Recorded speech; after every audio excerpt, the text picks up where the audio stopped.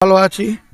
বলবো যে দাদা, আজকে তো তোমাদের ওয়ার্ডে বার্ষিক ক্রীড়া প্রতিযোগিতা, তো কতজন অংশগ্রহণ করলো এখনো পর্যন্ত?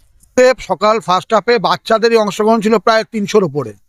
আর যেইখানে পরবর্তীকালে লাঞ্চের পরে যারা মানে অ্যাভাব 30-35 ইয়ার্সে যারা মহিলারা বা পুরুষরা করছে, তাদের কোনো রকমভাবে এনলিস্টমেন্ট হয়নি। সবাই যে যেরকমভাবে আসছে, নাম দিচ্ছে, প্রতিযোগিতা অংশগ্রহণ করছে।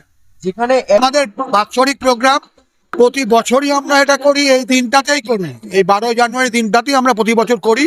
এটা আমাদের কাছে যেহেতু স্বামী বিবেকানন্দের জন্মদিন, এই দিনটা যুব দিবস হিসাবে সারা ভারতবর্ষে পালিত হয়।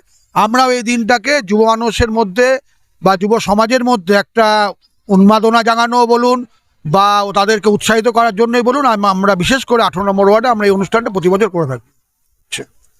যে কোনো সমস্যাতেই, কোনো সমস্যা নেই। বলবো কি না, সাধারণ মানুষের আমরা 365 দিন মানুষের সুখ দুঃখের সাথী। সুতরাং আমাদের নতুনভাবে বার্তা দেওয়ার কোনো প্রয়োজন নেই।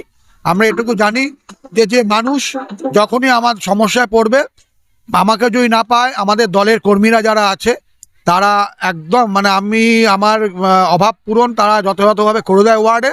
এটা আমাদের কাছে, আমাদের সকালবেলা পৌরপ্রধানের সঙ্গে কথাটা বলে গেছেন, আমিও বলি, যেটা আমাদের ওয়ার্ডের কাছে গর্ব, এটা যে আমাদের এখানে কোনো রকম ভেদাভেদ, দলের মধ্যে কোনো রকম লড়াই, এই জায়গাটায় আমরা নেই এখনো পর্যন্ত।